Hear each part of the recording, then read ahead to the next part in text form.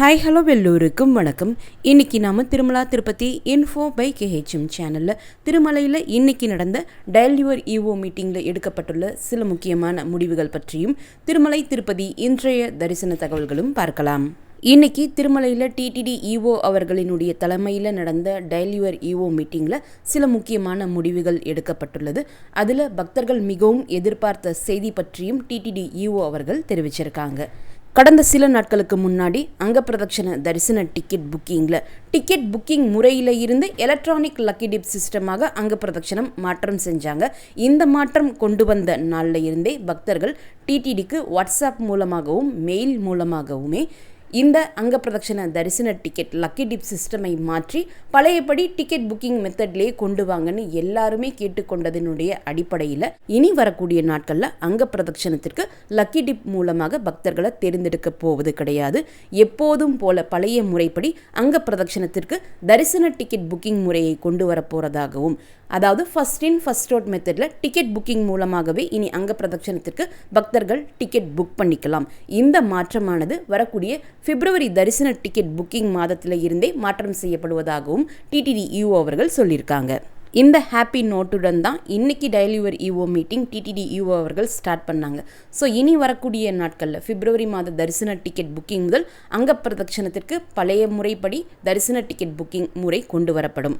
அடுத்து இன்றைய மீட்டிங்கில் டிடிடி இஓ அவர்கள் குறிப்பிட்ட மற்றும் சில முக்கியமான தகவல்களை பற்றி பார்க்கலாம். திருச்சானூர் பத்மாவதி தாயார் கோவிலில் வரக்கூடிய நவம்பர் 17ஆம் தேதி தொடங்கி நவம்பர் 25ஆம் தேதி வரைக்கும் பிரம்மோற்சவம் நடக்க இருக்குது.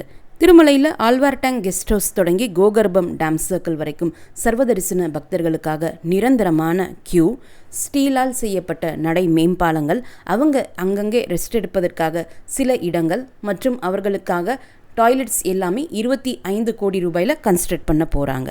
ஸ்ரீவாணி டிக்கெட்ஸ் மற்றும் இலவச தரிசன டோக்கன்கள் கொடுக்கப்படக்கூடிய முறையை பற்றி பக்தர்கள் சில சஜஷன்ஸ் கொடுத்துருக்காங்க. அது என்ன சஜஷன்ஸ், அதில் என்ன மாற்றங்கள் கொண்டு வரலாம் என்பதை டிஸ்கஸ் செய்வதற்காக ஒரு கமிட்டி ஃபார்ம் பண்ணியிருக்காங்க. அந்த கமிட்டி கொடுக்கக்கூடிய ரிப்போர்ட்ஸின் அடிப்படையில் அதிலேயுமே மாற்றங்கள் கொண்டு வரப்படும் என்று இஓ சொல்லியிருக்காங்க. ஸ்ரீவாணி ட்ரஸ்ட் ஃபண்ட்ஸில் 750 கோடி ரூபாய் பயன்படுத்தி பேக்வேர்ட் ஏரியாஸில் 5000 பஜனை கோவில்கள் கட்ட போகிறாங்க. அடுத்த 10 ஆண்டு காலத்திற்குள்ள திருமலையினுடைய வனப்பகுதியில் பசுமையை மேலும் அதிகரிப்பதற்கான செயல் திட்டம் தயார் செய்யப்பட்டுள்ளது. திருமலை கோவில் கிட்ட பக்தர்கள் அதிகமாக கூடக்கூடிய இடங்களில் அன்னப்பிரசாதம் கொடுக்க போகிறதாகவும், ஹைதராபாத்தை சேர்ந்த பக்தர் ஒருவர் அவங்களுக்கு தரிசனம் கொடுக்கறதாக சொல்லி ஒருவர் பணத்தை ஏமாற்றி அதுக்கப்புறம் எங்களுக்கு தரிசன டிக்கெட்டை கொடுக்கலன்னு கம்ப்ளைண்ட் பண்ணியிருக்காங்க.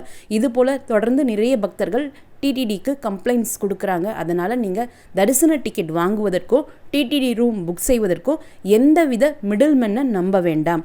தரிசன டிக்கெட் மற்றும் டிடிடி ரூம் புக் செய்வதற்கு டிடிடி வெப்சைட் அல்லது டிடிடி ஆப் மூலமாக மட்டுமே புக்கிங் செய்யுங்க என்பதையுமே மறுமுறை ஒரு தடவை டிடிடி இஓ அவர்கள் பக்தர்களுக்கு தெரிவிச்சிருக்காங்க.